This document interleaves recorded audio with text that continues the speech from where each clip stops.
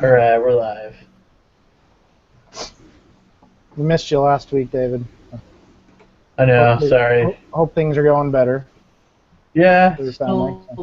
still ridiculously busy and crazy stuff going on, but we're doing okay. Good. One of the things you gotta work through, you know? Yep. Yep.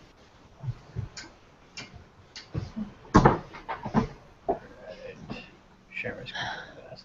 So I don't know who wants to go first. It doesn't really matter to me. I can do whatever. Okay, I can go first if you want. Yeah, that's fine. I got Ajax. Let's see. So it's so Ajax was really new to me, and Betsy shared similar stuff last week, but I'm one of those that has to see it about 5 times before it starts to sink in. Can everyone see these slides I got up? Mm-hmm. Yeah. Okay. So so once again, an overview. What is Ajax? Ajax is a client-side script that communicates to and from a server or database without the need for a postback or a complete page refresh. I put on here, it seems kind of similar to DOM to me, how you can refresh different objects on the page using an Ajax call. And the purpose of Ajax is it allows for faster and more interactive web applications. This I kind of stole from W3 Schools. It kind of shows how this works. So in your browser, there's an XML HTTP request that's executed by clicking a button or a mouse over or something like that. And then that request is sent up to the server. Typically, this is your web server, so this resides on your web server, or it could be anywhere that has access from the internet. Anyways, the HTTP request is processed, and then the response is sent back, and then it uses JavaScript to update the page content. And then here's the basic command. You'll see an HTTP or XML HTTP request in the web page anytime you're seeing an Ajax type of execution. I think it's kind of funny that it says XML because it really doesn't have anything to do with XML. And then you use JavaScript or DOM to display the data, and I guess this is why it seems similar to DOM. And then this is a simple example I hijacked from W3 Schools to kind of walk through. So it had this paragraph that has an ID of demo set on it, that then has a button below it that you would click on the button, it would execute this JavaScript or the function, and then this stuff from here on down, right here, you'll see that in any Ajax type request. It's repeated over and over, so you can almost cut and paste that anytime you're using Ajax. So Rich, yeah. Is there any way to make that bigger? I can't really read that. Is that just my screen, or are you guys having trouble?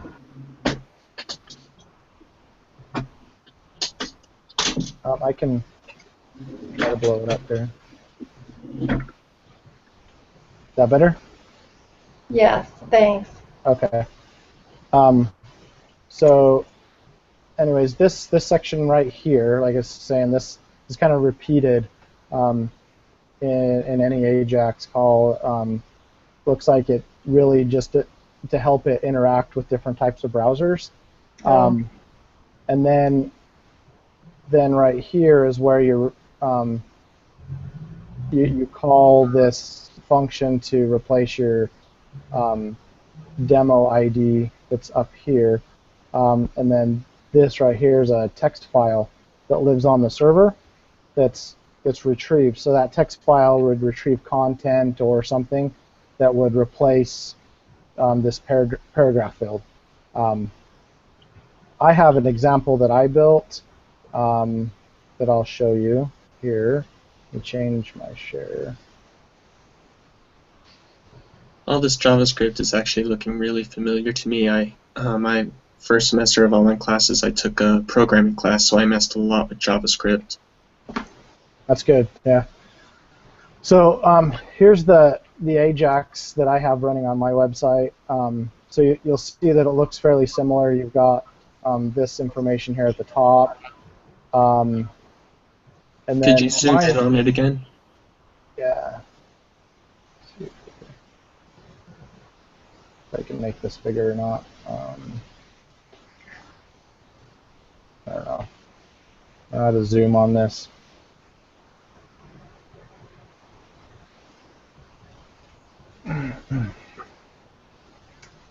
I don't know how to zoom in here, but so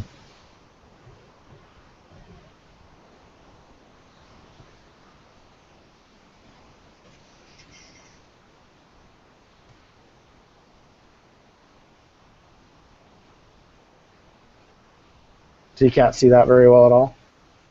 No, not really. Not much, no. You guys have like little tiny screens or something? No, got a big screen. Where is that? Where does it reside? Can you send us a link to it? Yeah, I'll. So on my website.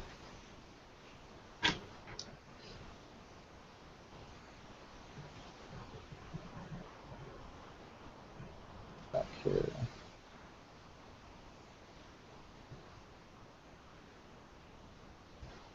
So I'll go change that to show this screen.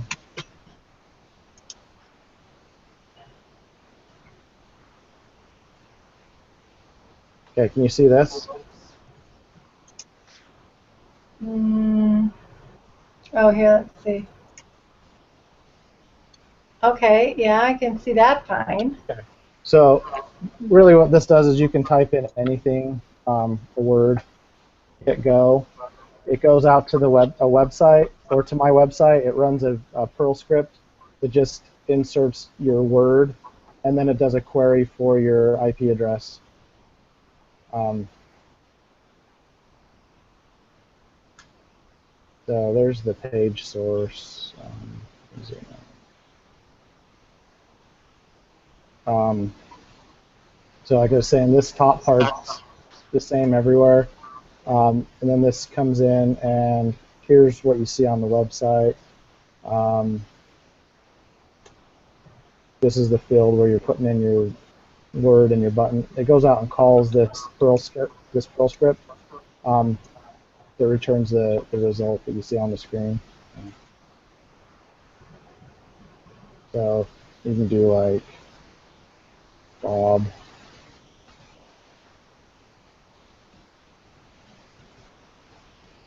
So for you guys, if you did it, you put in a word, it should give you the IP address of your public IP wherever you are.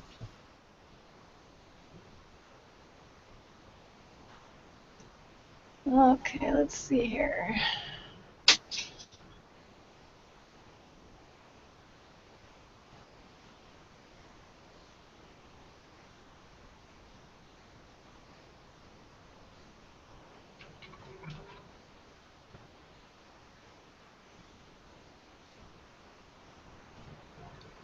Okay, well, yep, I can see that working. Let's see.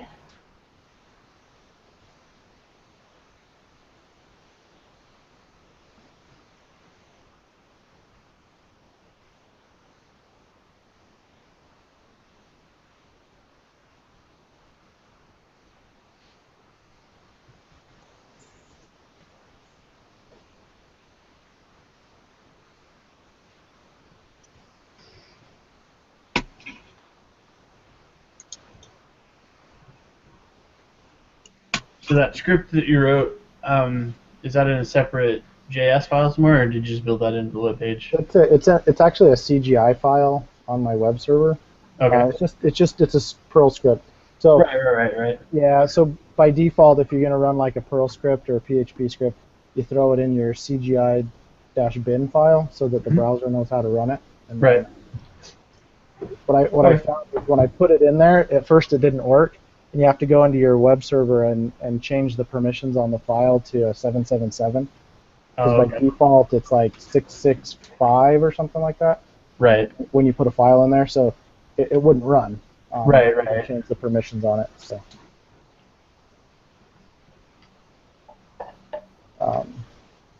The script is, here, I'll put it on something bigger. It's just a little Perl script.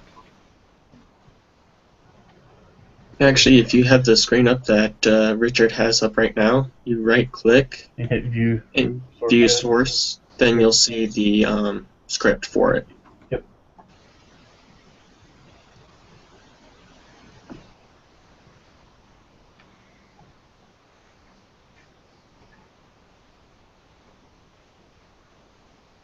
That way we don't have to try to see it on a tiny little screen. Yeah, that's true. Does it let you pull the script as well? Yeah, it prints the script in the very top. That's why I was asking if it was embedded or not. Oh, okay. Because it accessed the file, so it's telling you what it's doing now. So it lets you see what's in the Ajax CGI file? I think so. The function XML HTTP post. Nope. URL. No, Yep. that's not it. Oh, okay.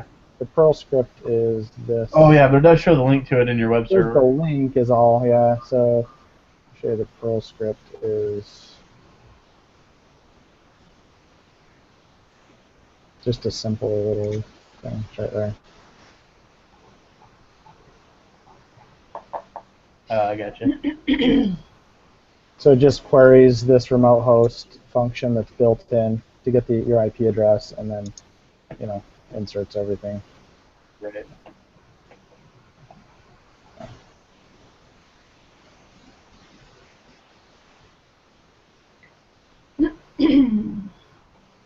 Cool. So Is that everything you had? That's all I got. Yep. Cool. Okay, so I just have high-level questions about this still. So on those 9 topics that we have, it seems like, okay, we've got the DOM manipulation, the CSS3 transitions, transformations, animations, and those are things that we just include in our programs and to do tricky stuff, right? To make good effects on the screen. And then the Ajax and JSON, wasn't that supposed to be like, I saw a good example on, I think, JSON today about bringing it in. It was at the stringify command, how you receive the data in a big long string, and then you parse it out into your different variables using JSON and Ajax. Ajax is that a similar deal? Is more like handling the data in and out? Does that make sense to you guys? I'm just trying to make sense of these 9 topics. Yeah, I mean, you can use Ajax in conjunction with JSON. I mean, and that's... Well, yeah, I mean, from what I understand, last week watching the video, he said in order to get the strongly agree, you have to combine all of them anyway into one working program. Right. So yeah, they all have. Ideally, if you want to get an A, they're all interconnected, but you can still pass and get a decent grade even if they aren't all necessarily connected together. Yeah. Okay. I mean, I understand what you're saying there, and actually, I saw some examples where another student was taking just an example of passing data on a car. This was Eureka, and he did it, I think, in 2 different ways. One was with the JavaScript object, and the other one was using JSON parsing. So I thought that was probably a good way to go about this, is just have one scenario and then try to add in all the elements or use the different elements to replace one another, which I haven't gotten to that point yet. But so if it's true about CSS3 and DOM being sort of how you manipulate effects on your screen, Ajax, JSON, and JavaScript objects being about how you use the data in a program, does that sound right? Yep. And then we've got local data storage. And Corey, you're going to cover that. Mm-hmm. As best I can. Yeah, or give us an introduction anyway. Yeah, I was actually going to go ahead and use what BYUI provided. See if I can pull that up.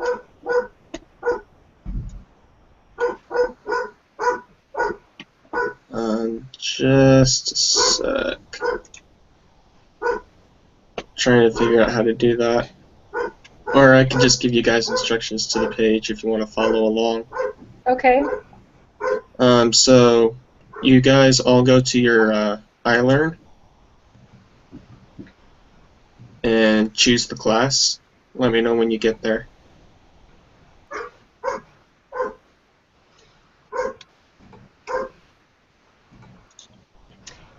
Okay, I'm at the class. I'm there too. I'm there. Okay, hold on. I may have figured it out. Can you see what I've got up right now? Yeah, I've got it Introduction pulled up on to my computer too. Yeah. the Introduction to HTML5 Web Storage. Okay. Yeah. Yeah. So there are topics and resources. Okay. So this is what I used to look at. It's under the resources for the class. Okay. And basically it describes what web storage is, and then also the two kinds, which is session storage and local storage. Local storage is the most I've ever seen used, especially with apps. The difference between session storage and local storage. Session, the information is just saved while you're using the program. As soon as you X out of it, it's gone. However, with local storage, it saves it even after you exit out. And so that way when you come back, that information is still there.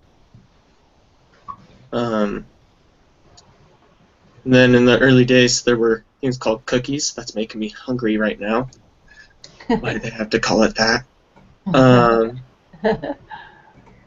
They're used to allow us to log in automatically to sites we use frequently. Basically, websites that have a username and password like Amazon, Gmail, Facebook, BYUI, and such like that. However, with those, there is privacy concern because if someone hacks onto our computer, they know our username, type it in, our password is automatically logged into there.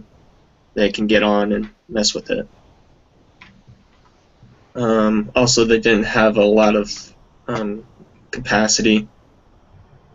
Web storage basically uses the web as the storage. Like Gmail, how it has such a huge storage amount is because it uses web storage. And then right down here it talks about the session storage and local storage and the two differences that you can use in JavaScript. You know, saying what stuff you want as the session storage and what you want as the local storage.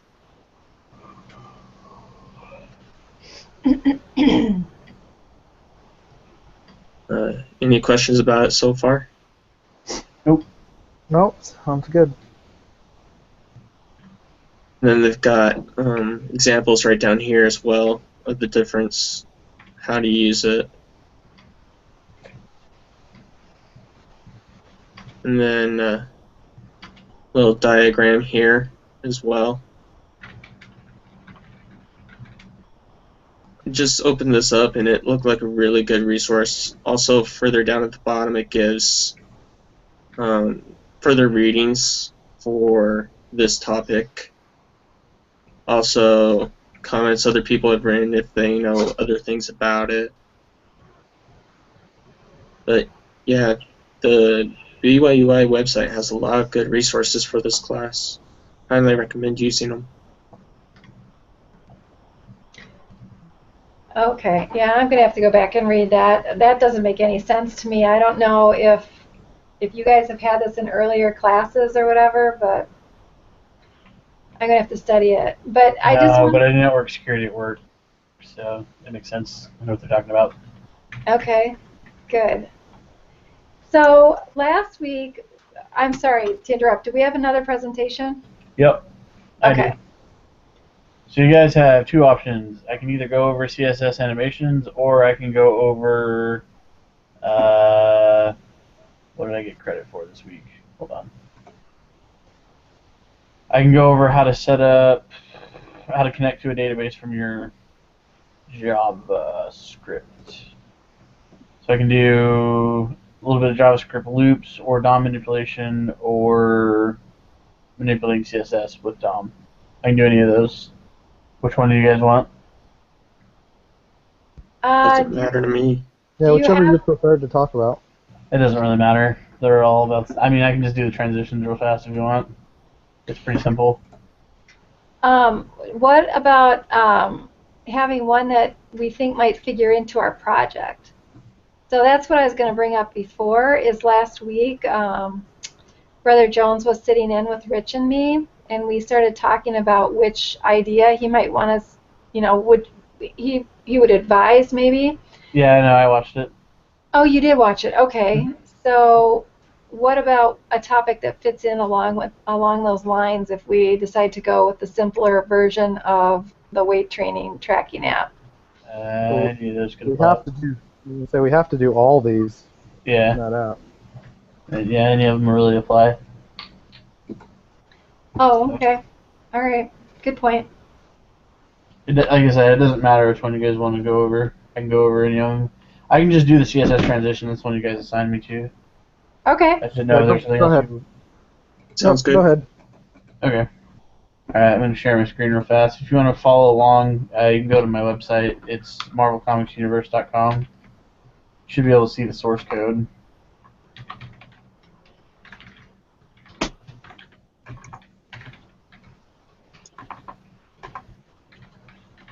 And I put it in the chat too. I think I spelled that right.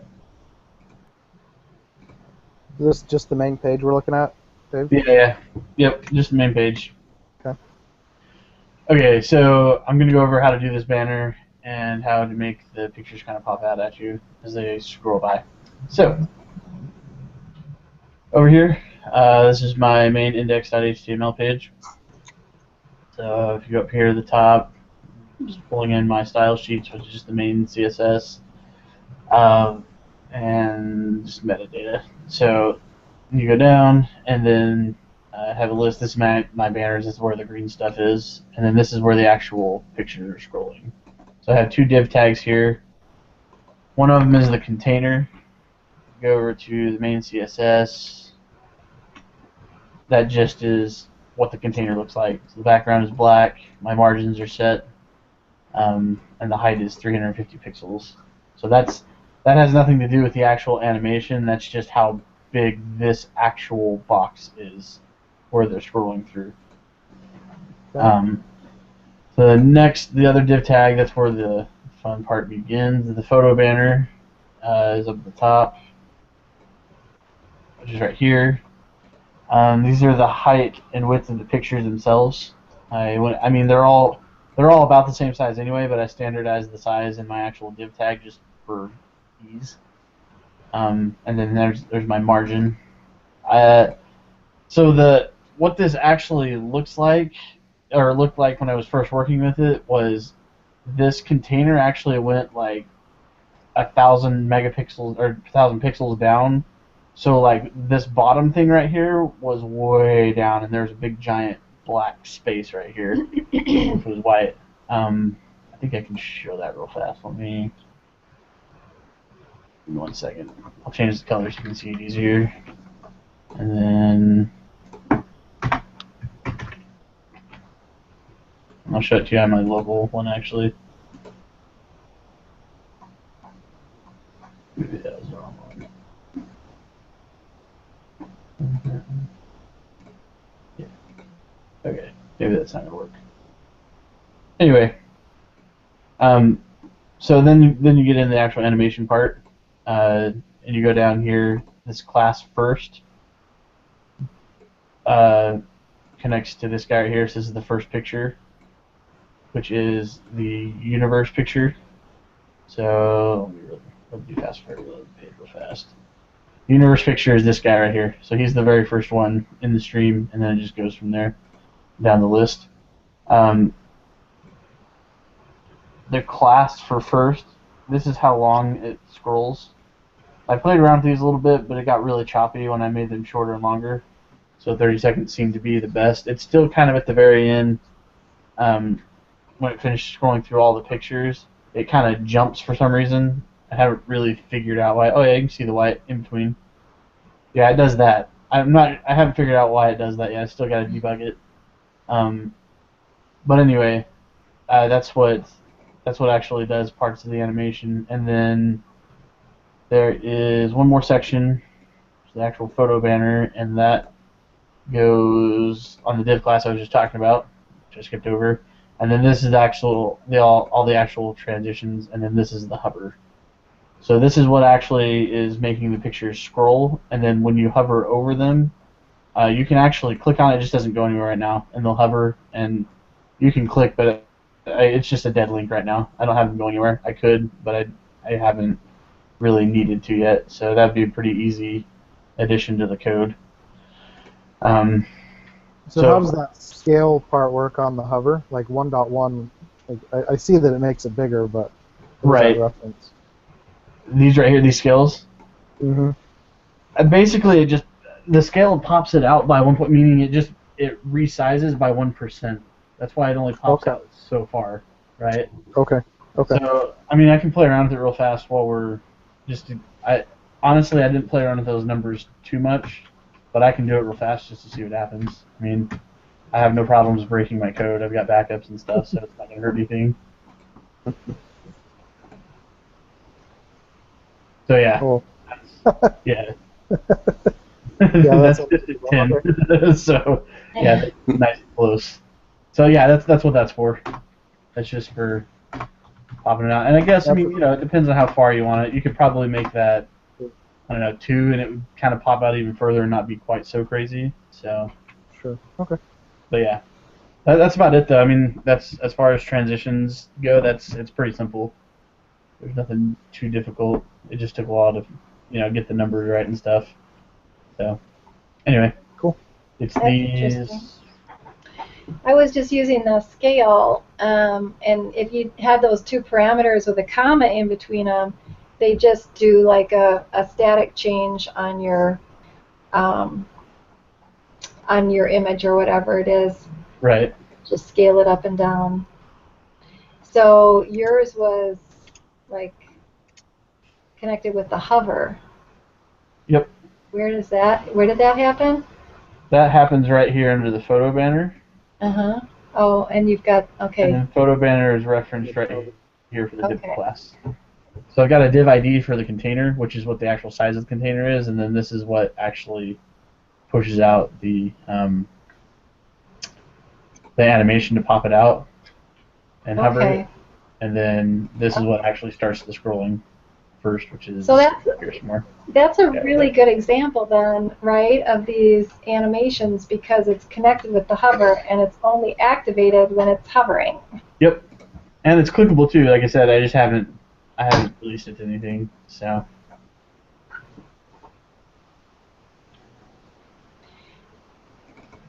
Oh, I think that's right. Really cool, Dave. Thanks. You guys have any other questions? Yeah. See, that's what I was trying to show. Did you see that picture down there at the very bottom? When I didn't put my container in, this is what it looked like. And then that picture, scrolls. So you can't see any of that when I make the overflow hidden and make the size like ridiculous. I forgot I had to do that. So it actually hides all the excess. That's why I wasn't showing anything. And then puts it back in the container correctly so it doesn't scroll over too far. Looks good. So, you guys have any other questions about the code? I can pull it back up. No, looks good. I'm good. And feel free to copy and paste. I don't care. It's not going to hurt my feelings. Thank you. Oh, I did one more thing. I got to show you where I actually pulled the pictures from. That might be helpful. Uh, it's just the source. I don't, you guys are pretty familiar with JavaScript, but I just pulled it in the source and I actually put it in a separate folder. Because I could have just pulled it straight from images folder, but I went ahead and made an image scroll, so it only picked from these, just to make it a little bit more modular and easier to find. So that was it. So anyway, that's all I had. Good organization. Nice.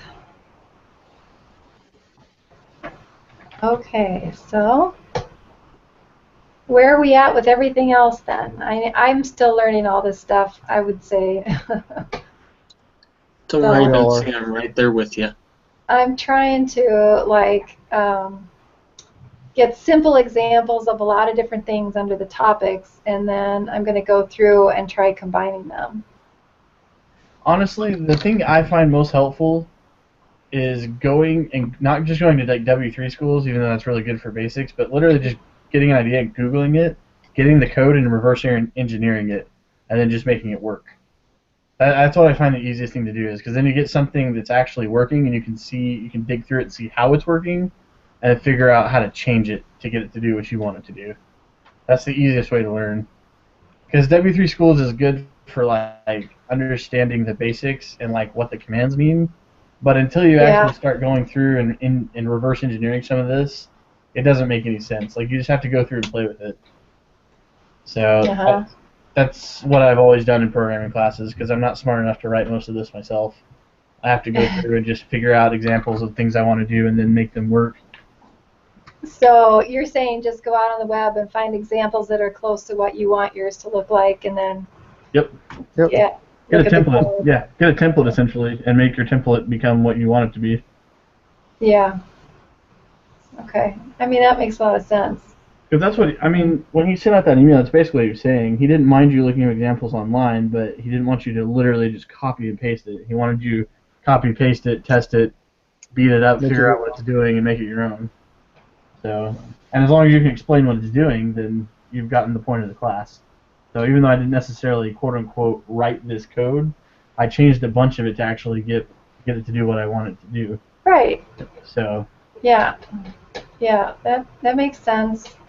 I just have to learn the terminology and the concepts behind these things. So that's where I'm at.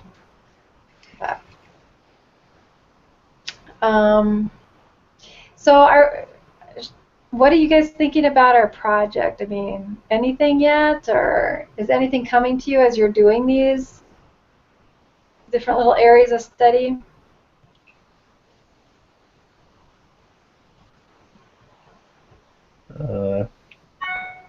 I mean, I think if we take some of Brother James's suggestions from last week, is we have a page that fairly simple, straightforward, where we allow you to enter in different reps and weights or whatever, and then that's stored use local storage to store those variables, and then you have buttons where you can recall that to provide like a history of what you've done over time, stuff like that. So I think a basic, the main screen is going to be where you would pull up and be able to enter immediately your exercises. Right. Okay. Well, and after you'd enter that stuff, it would get stored. Those would get stored as an array, and then you'd have another button where you can recall a history. It would pull that from local storage or something, and do we have to do anything with databases in this class? I can't remember. He said you don't have to. He said he would stay away from databases. Okay. That's fine. People that have done it, they overcomplicate it. He says really all you need to be able to do is input stuff, stored in local storage, manipulate your one page. You don't need more than one page. You're replacing objects using Ajax or DOM to pull in to change divs and different things like that. Okay. So, he says don't overthink it. He says to dumb it down and make sure you have everything, all the requirements. Really is. Yeah. See, the frustrating thing is the other class I'm taking, the 360 class, is almost identically set up, but that teacher doesn't give quite as good feedback, so it's kind of hard to figure out like what my grade actually is. Like at least in here, he updates that thing every week, and I'm totally fine with that, even though it looks like I'm failing horribly right now. I know. You know, I get Yeah. I'm totally fine with that because I understand like, okay, well I just need to get closer to 100 on this, and that's what's actually going to raise my grade. But Well, in my it's other better class, than it's a not quite week like that. ago. Better than a week ago when we all had zeros. So. Yeah, no, exactly. I had a 9 in the first week, so. Yeah, I think he does a good job trying to encourage us, and I think you do get pretty good instructions about what you have to accomplish. So in this course, and yeah, I mean, and that's what I was left with last week was just to do this final project as a minimalist. Yeah. It's not all the bells and whistles, just like touching each topic on a really simple idea on a one-page app. So. Right. Yep. Yeah, he said he's had people who try to like have a create user logins and have a database, and he's like and they spend so much time getting some of that working that they don't get some of the simple stuff done. So he's like, well, the only reason I that's not asked about required. databases is because I didn't know if we wanted part of the website to like have different like packages and stuff that you could like different workout types or whatever. Because that'd be really easy to put into, and I'm not talking about like login to 10. I mean like when I set up my shopping cart area in my website, all I did was pull. This is just a table, one table with these columns in it, and then that was it. So I didn't know if we needed to do that or not. If we don't, I don't care. Well, and I think to make it simpler, so you're not even doing a database, you could have the main page say, leg workouts, arm workouts, and like you'd click on that and it would replace that div with a set of arm workouts like curls, and you'd enter your reps. And you hit OK, and then that would go and store that. So you could start out by having a couple options that would do your replacement. Right. You'd enter your information, it would get stored, and then you'd have another button that's there as like a history, or whatever you want to call it. Right. Where you could retrieve that information, and you do that, and then you add some of the animation and widgets, and you're basically there. So. Right. I like the sounds of that. Sounds good to me.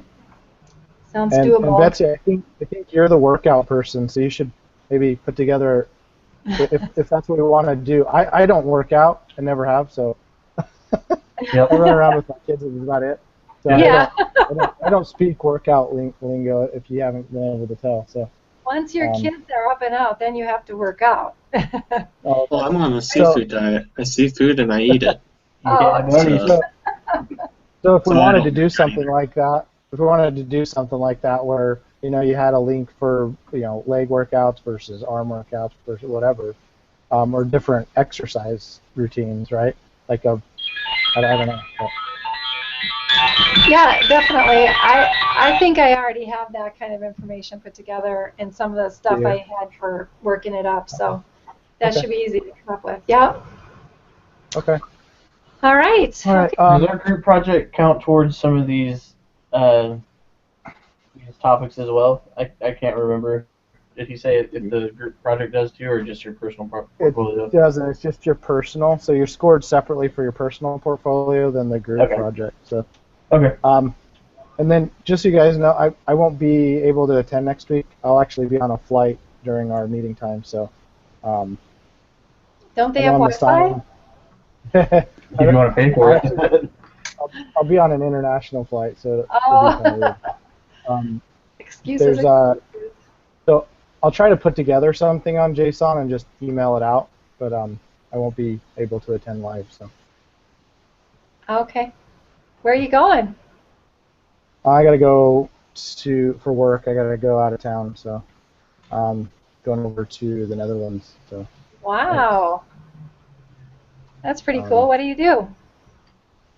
I do network design and implementation for my company. Oh, okay. You can come design my network and implement it if you want. I'm tired of implementing it. So. All right, that sounds cool. All right, well, good luck on that, and Mhm. we'll keep working here. Do you guys? I think we shared our sites, our sandbox stuff, Rich and I. But do you guys want our websites and share yours? I've shared mine already. Everything I'm doing is on that one. What's that called again? Marvel Comics. Universe.com. Yeah, it's in the chat. Do you Okay. have a spot where you actually have your portfolio on that site? No, it's just the whole site. Oh, okay. Yeah. Okay. Mine's not quite ready yet, so I'm a little struggling after the vacation. I'm trying to catch back up, but Okay. Yeah, I hear ya. I can send out mine. But mine is really simple. I don't know what you'll get off of it, but anyway. Yeah. Okay. All right. Okay. Well, thanks, everybody. Okay. I think it sounds doable. Have a good week. All right, there we you go. All too. right. See ya. Bye. All right. Bye.